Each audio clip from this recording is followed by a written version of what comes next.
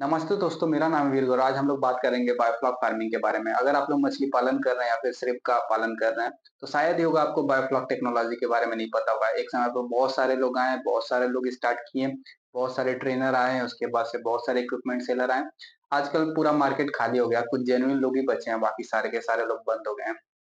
तो आज हम लोग डिटेल में समझेंगे बायोफ्लॉक फेल था, सक्सेस था या फिर जो भी था, पूरा डिटेल में इसका एनालिसिस करेंगे। तो सबसे पहले हम लोग एक्वाकल्चर सिस्टम के बारे में समझते हैं। चाहे हम लोग श्रिम्प पाल रहे हैं या फिर मछली पाल रहे हैं, तो हम लोग करते क्या है, मछली देते हैं, उसका सीड देते हैं, जो भी मछली या श्रिम्प कर रहे हैं, उसका सीड डालते हैं। उसके बाद से उसका फीड देते हैं और पानी देते हैं और साथ में सप्लीमेंट्री फीड और मेडिसिन देते हैं। फिर मछली क्या होती है, धीरे-धीरे ग्रो होती है और एंड में जो हमें प्रोडक्ट मिलता है, बड़ी मछली या फिर श्रिम्प जो भी डाल रहे हैं, वो बड़ा हो जाता है और साथ में कुछ वेस्ट जनरेट होता है। वेस्ट मेनली 2 तरह के होते हैं, एक स्लज होता है, एक एफ्लुएंट होता है। स्लज को डिवॉटरिंग के थ्रू या फिर कैसे भी करके हम लोग बाहर निकाल देते हैं। नहीं निकालते तो सिस्टम में थोड़ा प्रॉब्लम क्रिएट करता है। और उसके बाद से दूसरा चीज़ जो होता है वो एफ्लुएंट होता है। एफ्लुएंट 2 तरह के होते हैं, एक एन बेस और एक पी बेस, एक नाइट्रोजन बेस, एक फास्फोरस बेस। जो नाइट्रोजन बेस एफ्लुएंट होता है, ये डेंजरस होता है, यही अमोनिया वगैरह सारा चीज़ सिस्टम में हमारे बनाता है। इसके बाद से जो हमारी मछली होती है, ये गिल्स के थ्रू जो है टैन रिलीज़ करती रहती है। टैन मतलब टोटल अमोनिया नाइट्रोजन। ये भी क्या करता है, अमोनिया टैन का कुछ परसेंटेज होता है, अमोनिया ये पीएच और टेम्परेचर पर डिपेंड करता है कितना होता है, ये भी अमोनिया सिस्टम में बनाता है। तो पूरा मिला के जो सिस्टम में हमारे जितना भी फीड डाला है, उसी के अकॉर्डिंग जो है हमारा वाटर पॉल्यूट होता जा रहा है और साथ में उसमें टॉक्सिक गैस वगैरह बनते जाते हैं। तो आप लोग सोचेंगे कि हमारे तालाब वगैरह में तो इतना दिक्कत नहीं आ रहा है। तो मैं आपको बता दूं, तालाब में जब हम लोग फीडिंग कराते हैं और जिस डेंसिटी में मछली या फिर श्रिम्प पालते हैं, वो बहुत ही कम होता है। पर टैंक में जब हम लोग पालते हैं तो 1 मीटर स्क्वायर में ऐसे करते हैं कि 10, 20 या फिर 100 किलोग्राम तक लोग पाल रहे हैं। तालाब में ये क्या होता है, 1 किलोग्राम मैक्सिमम होता है, 4 टन 5 टन मछली हम लोग करते हैं, तो 1 से डेढ़ किलोग्राम तक के हम लोग जाते हैं। पर टैंक में बहुत ज़्यादा होता है, इसलिए टैंक में फ़िल्ट्रेशन की ज़रूरत होती है। इसी से निजात पाने के लिए लोगों ने आरएस का निर्माण किया। आरएस में क्या होता था, 2 तरह के बैक्टीरिया थे, दोनों बैक्टीरिया जो थे कीमोटोट्रॉपिक बैक्टीरिया थे। ये क्या करते थे, मेनली नाइट्रोजन को जो है, जो अमोनिया होता था उसको ऑक्सीडाइज़ करते थे। तो पहले क्या होता था, अमोनिया जो है नाइट्राइट में कन्वर्ट होता, फिर नाइट्राइट से नाइट्रेट में, फिर नाइट्रेट से सिस्टम में जैसे भी करके एरेशन या फिर डीगैसिंग के थ्रू बाहर हो जाता था। पर आरएस क्या था, लोगों के बजट में नहीं था, बहुत ही एक्सपेंसिव था और बहुत सारे सिस्टम इसमें लगते हैं। मैकेनिकल फ़िल्ट्रेशन, बायोलॉजिकल फ़िल्ट्रेशन, उसके बाद यूवी लाइट वगैरह, तो बहुत ही ज़्यादा एक्सपेंसिव हो जाता है, हर किसी के बजट में नहीं था।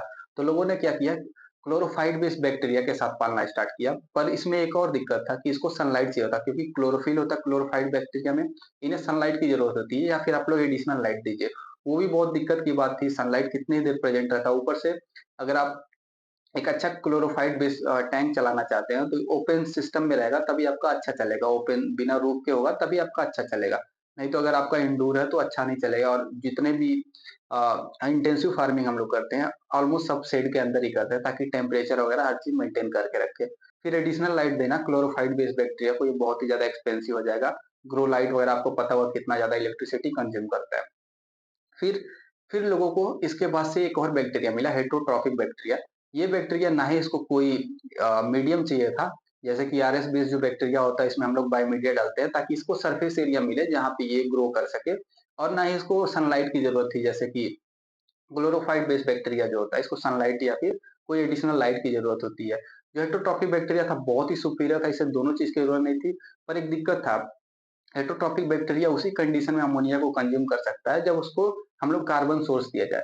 तो लोगों ने क्या किया, मोलेसिस, शुगर या फिर जैगरी वगैरह देना स्टार्ट किया। फिर सी-एन रेशियो बैलेंस किया, जिससे कि ये क्या-क्या कंज्यूम करना स्टार्ट कर दिया। एक अच्छी बात भी है, एक बुरी बात भी है कि ये मल्टीप्लाई बहुत जल्दी-जल्दी होता है। हर घंटे ही डबल हो जाएगा या फिर उससे कम टाइम में भी डबल हो जाएगा। तो एक और दिक्कत थी, पर एक अच्छी बात थी, ये गैदर हो रहे थे, इकट्ठा हो रहे थे, इकट्ठा होके सारे बैक्टीरिया कॉलोनी बना रहे थे। उसी को फ्लॉक कहते हैं। अब फ्लॉक की डेंसिटी टैंक में बहुत ज़्यादा हो रही है। 1 एमएम, 2 एमएम तक ये फ्लॉक का साइज़ हो जाता था।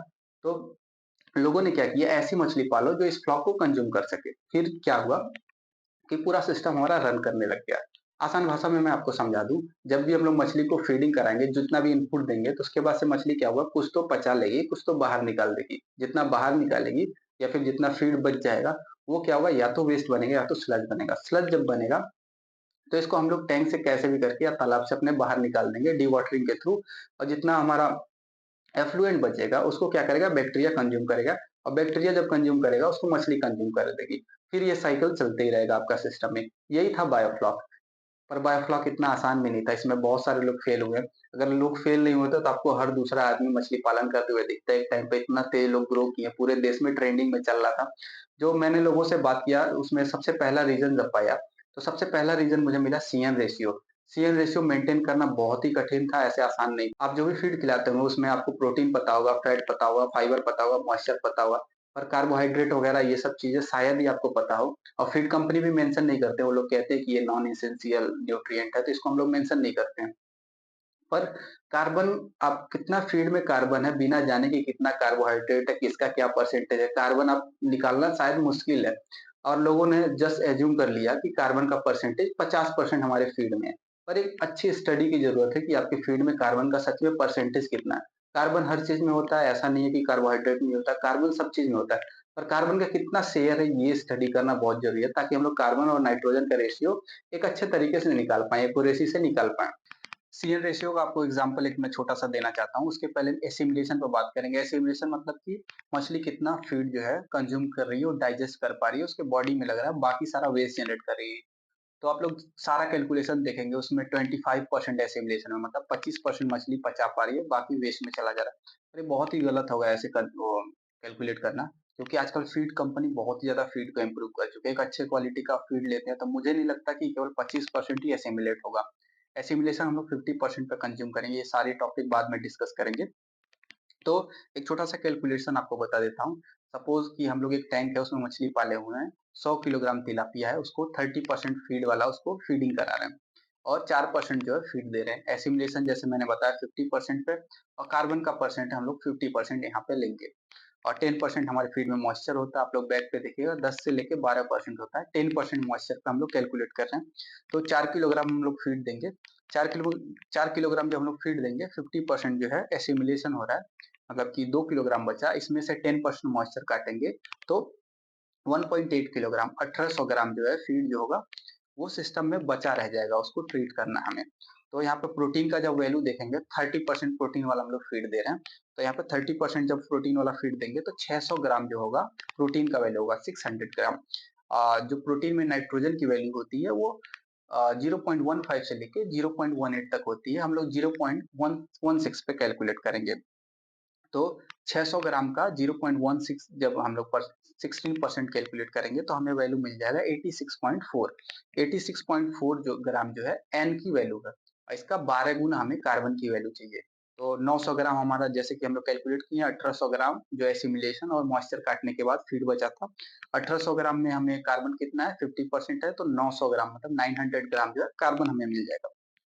अब नीड कितना कार्बन की, तो 12 टाइम्स 12 गुना, क्योंकि हम लोग कार्बन और नाइट्रोजन का जो रेशियो मेंटेन कर रहे हैं 12 पे, 10 से लेके 15 तक मेंटेन करना होता है, 12 पे हम लोग इसलिए मेंटेन कर रहे हैं, थोड़ा गड़बड़ी भी ऊपर नीचे हो तो हमारा मैनेज होता है।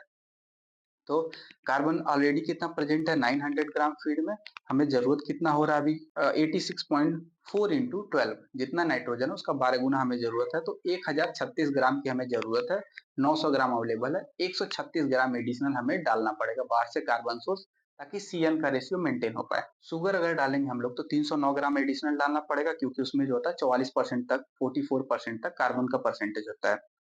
जैगरी डालेंगे 30 से 32%, 30 टू 32% होता है, इसको हम लोग को 438 ग्राम, 438 ग्राम डालना पड़ेगा। मोलेसिस 36 से लेके 40% होता है, मतलब कि अगर 38% पर 38% हम लोग मान के चलेंगे तो हमको 357 ग्राम, 357 ग्राम जो है डालना पड़ेगा, ताकि कार्बन और नाइट्रोजन का रेशियो मेंटेन हो पाए। और यहाँ पे एक अभी आप लोग को बात समझ में आई होगी, ये जैगरी, मोलेसिस और जो हमारा शुगर है, ये जो होता है कार्बन का प्योर सोर्स होता है, इसमें प्रोटीन नहीं होता है, कार्बन का प्योर सोर्स होता है। इसमें हम लोग जो कार्बन की वैल्यू वो 44% ले रहे हैं, और जो हमारा फीड है, इसमें हम लोग उसको कार्बन जो है, कार्बन की वैल्यू जो है 50% ले रहे हैं। तो ये सही है कि गलत है? एक बार आप लोग सोचिएगा। चीनी में कार्बन का परसेंटेज हमारा केवल और केवल 44% है, मतलब 440 ग्राम 1 किलोग्राम पे। फीड में हम लोग 50% और 1 किलोग्राम में 50%, 500 ग्राम हम लोग कार्बन एज्यूम कर रहे हैं। ये बिल्कुल ही गलत है ऐसे कंज्यूम करना। कौन-सा प्रोटीन है, कौन से टाइप का प्रोटीन है, उसमें कार्बन का भी वैल्यू डिपेंड करता है।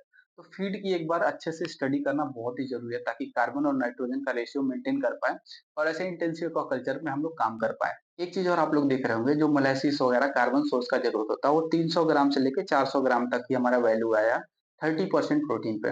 लोगों ने बोला था 500 ग्राम, 600 ग्राम, 800 ग्राम, पता नहीं कैसे-कैसे कैलकुलेट लोगों ने किया। पूरा शुगर मोलेसिस डाल-डाल के पूरा बायोफ्लॉक का जो पानी था उसको चाशनी बना दिया था।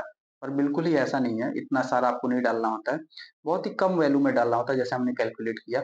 इसके बाद से जो दूसरा पैरामीटर था, क्योंकि हम लोग जो शुगर मोलेसिस वगैरह डाल रहे थे ये एसिडिक होता है। जब ये डालते थे तो हमारा क्या होता था कि पानी का पीएच जो है डाउन होता था। अब पीएच भी आपको बैलेंस करना है, क्योंकि पीएच ही डिफाइन करता है कि अमोनिया कितना टॉक्सिक है। पीएच और टेम्परेचर ही डिफाइन करते हैं कि अमोनिया की वैल्यू कितना है। जो हम लोग मेजर करते हैं टेस्ट ट्यूब में वो 10 होता है। 10 में कितना अमोनिया है ये डिसाइड करता है कि कितना आपके सिस्टम में पीएच और टेम्परेचर है। उसी के हिसाब से हम लोग कैलकुलेशन करते हैं। तो फिर पीएच भी डाउन हो रहा है, उसको अप करना है, तो उसके लिए हम लोग लाइम डालना स्टार्ट किए। वीडियो बहुत ज़्यादा बड़ा ना, इसलिए मैंने 2-3 पार्ट में कर दिया। सेकंड वीडियो में हम लोग पीएच वगैरह पे डिटेल से बात करेंगे। तब तक के लिए अगर आपको नेक्स्ट वीडियो चाहिए तो आप सब्सक्राइब कर सकते हैं। धन्यवाद।